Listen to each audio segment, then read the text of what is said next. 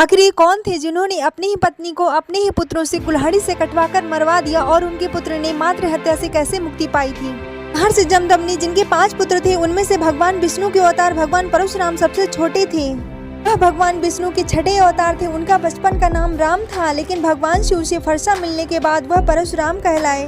महर्षि जमदग्नि की पत्नी रेणुका रोज कच्चे घड़े में पानी लाती थी और उनके सतीत्व बल से वह घड़ा कभी भी टूटता नहीं था।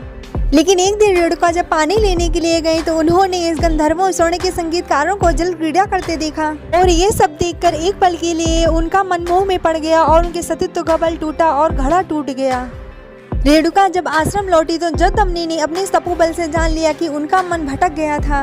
वे इतने क्रोधित हुए कि उन्होंने अपने पुत्रों को आज्ञा दे दिया कि अपनी मां का वध कर दो।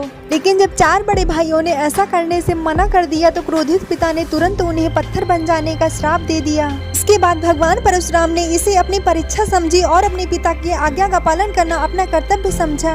उन्होंने भारी मन से कुल्हाड़ी उठाई और अपनी माँ का सर धड़ से अलग कर दिया।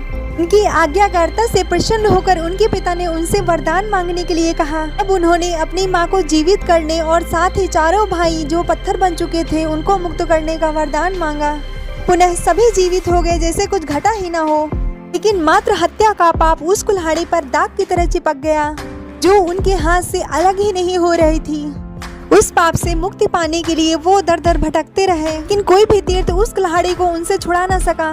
में वे राजस्थान मेवाड़ में एक पवित्र कुंड है जहाँ वे पहुँचे। इसके बाद उन्होंने भगवान भोलेनाथ की तपस्या की, स्नान किया और वह कुल्हाड़ी वहीं छूट गई। जिसके बाद भगवान परशुराम को मातृ हत्या के पाप से मुक्ति मिली। इस कुंड को मातृ कुंडिया कुंड कहा जाता है। यह कुंड माता के पाप से मुक्त देने वाला कुंड माना जाता है। इसे मेवाड़ के हरिद्वार के नाम से भी जाना जाता है, जहाँ लोग अपने पापों से मुक्ति और पितरों को तर्पण करने आते हैं। और आज भी ऐसा माना जाता है कि भगवान परशुराम अमर हैं और वे कलयुग के अंत तक रहेंगे।